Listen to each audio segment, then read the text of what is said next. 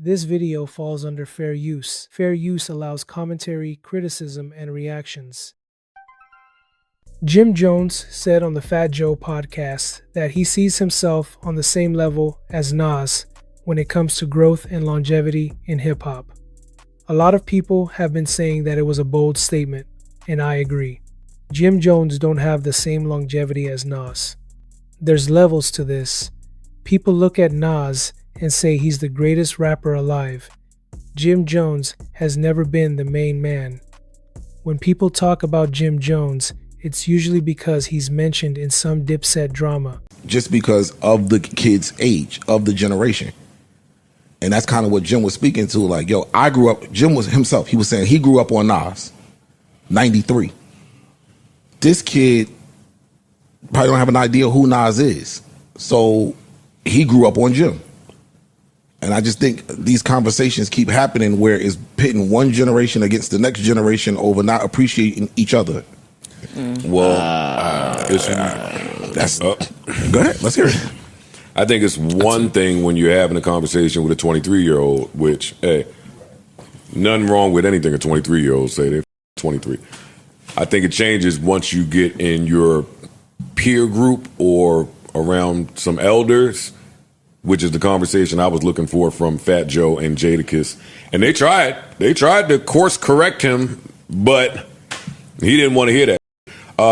When you get around people that know, you should just be aware of how you sound when you say something. I think Jada tried to be as politically correct as possible. He did. Jada tried to be politically correct because Jim is like, yo, dog, it's like a sports conversation. Like the numbers are the numbers.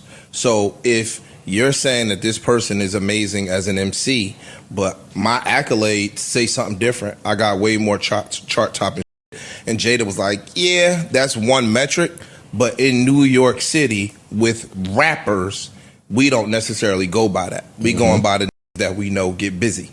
Wait, but Nas isn't just a New York City rapper. No, I'm talking about, but Jada's saying to New York City rappers, when we start to evaluate and assess hip-hop, we going by the that get busy. Okay. Because that's where we come from. Niggas that get busy. Clue tapes, I don't give a what your bop was. On a Clue tape, you had to get busy. Or you wasn't going to make the Clue tape. It's the same way Pusha T totally disregarded anything Travis Scott has to say because you ain't a rapper. That is exactly what he said. He said, yo, to rappers. Yes, Travis Scott is the bigger act, more hits, more numbers, more. But to the rappers, don't nobody give a about what Travis Scott is talking about. So, I mean, it's the same thing. Again, they tried to course correct him, but I think Jim was trolling. So I don't have much to say about it because I don't believe that Jim Jones believes that he's a better rapper than Nas, Pusha T, and Styles P. And those are the three names that he has said he's better than in the last year. And I love Jim Jones, but I love him. I love him too. I think all his albums is fire. Yeah. I think he's an icon in terms of the fashion. But we got to stop the train at somewhere. Nas is a good place to stop that train. Nas is a great place to stop that train for anybody. Yeah. And I think but Jim has Nas smoke. That's true. Yeah, it has for a long time. For a long time. So he ain't about to sit and give Nas his proper credit. Also, from like a rapper standpoint, I want to hear the rapper say they're better than anybody ever. That's different, though. Like, if you're a rapper, you say, I'm the greatest, I ain't got mad at that. When you start naming specific people... I'm not mad at that. It feels weird to me. Also, he doesn't have more Billboard entries than Nas. That's the other thing. I didn't check it. He does. I saw some people fact checking, and he don't. He does not, and it's not particularly close. Yeah, it's not. He doesn't have a bigger listening base. I wouldn't have thought it was close, but again, I didn't check it. It's not close. And even if you remove features. Even if you get rid of features, not close. It's just not close. I mean, you look at Spotify, and these are all metrics I don't like, but Nas has 9 million followers. I think Jim has like 850,000.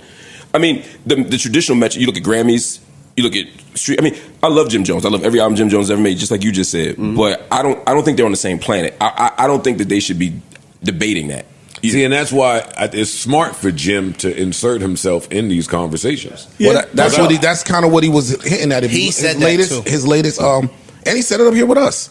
His latest Instagram post, he was saying, "Yo, going viral was part of the gig today."